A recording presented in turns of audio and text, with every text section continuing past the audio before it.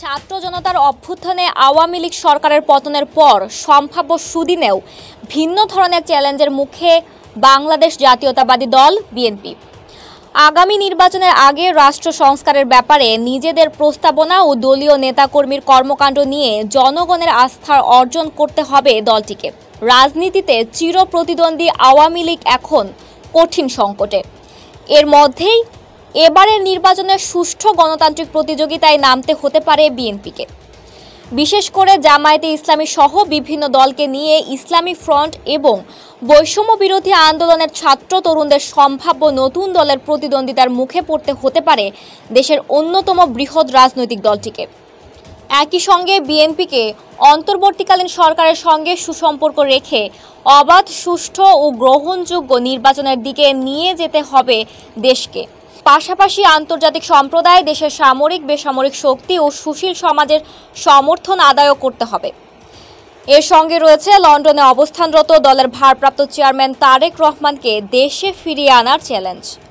দেশে ভয়াবহ বন্যা পরিস্থিতির কারণে এবার বর্ণাঢ্য কর্মসূচি বাতিল করেছে দলটি।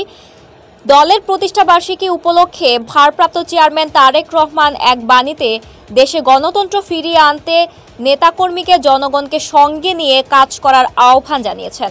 দলটির নেতারা বলেছেন, সমমনা দলগুলো নিয়ে রাষ্ট্র সংস্কারের নতুন প্রস্তাব দিয়ে দেশি বিদেশিদের আস্থা অর্জনে তারা আশাবাদী। একই সঙ্গে তারা দলকে সুসংগঠিত করে নতুন সব চ্যালেঞ্জও মোকাবেলা করবেন। আগামী নির্বাচনে জনগণের সমর্থন নিয়ে বিপুল ভোটে ক্ষমতায় আসবেন। 2014, 2018 ও 2024 সালের নির্বাচনের আগে আন্দোলন করে নির্দলীয় সরকারের অধীনে নির্বাচনের দাবি আদায়ে ব্যর্থ হয়েছে বিএনপি। দ্বাদশ সংসদের একতরফা নির্বাচনের 6 মাসের মাথায় ছাত্র জনতার আন্দোলনে শেখ হাসিনা সরকারের পতনে বদলে যায় দৃশ্যপট। বিএনপি চেয়ারপারসন খালেদা জিয়া কারামুক্ত হন। রাজনৈতিক মামলায় দলের কারাবন্দী সর্বস্তরের নেতাকর্মীরাও বন্দিদশা থেকে মুক্তি পান। কিন্তু এরই মধ্যে দেশের বিভিন্ন স্থানে দলটির নেতাকর্মীর বিরুদ্ধে দখল, চাঁদাবাজির অভিযোগ উঠেছে। এতে দলটি আবার জনপ্রিয়তা হারানোর চ্যালেঞ্জে পড়েছে। যদিও দলটির হাইকমান্ড কঠোর অবস্থান নিয়ে অনেককে বহিষ্কার করেছেন। রাজনৈতিক বিশ্লেষকরা বলছেন, বিএনপিকে নতুন ধরনের চ্যালেঞ্জ মোকাবেলা করতে প্রস্তুত হতে হবে। মানুষের আস্থা অর্জন করতে হবে। গণতান্ত্রিক প্রজ্ঞা প্রদর্শনের মাধ্যমে চ্যালেঞ্জ মোকাবেলা করতে হবে। অন্যথায় ভবিষ্যতে চরম বিপর্যয়ের সম্মুখীন হতে পারে দলটি। 1981 সালে জিয়াউর রহমানের হত্যাকাণ্ডের পর প্রথমবার সংকটে পড়েছিল বিএনপি।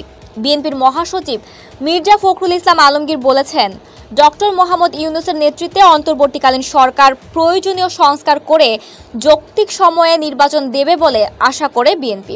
এক প্রশ্নের জবাবে মির্জা ফখরুল বলেন, দলের চেয়ারপারসন খালেদা জিয়া উন্নত চিকিৎসার জন্য বিদেশে যাবেন এবং ভারপ্রাপ্ত চেয়ারম্যান তারেক রহমান অচিরেই দেশে ফিরে আসবেন।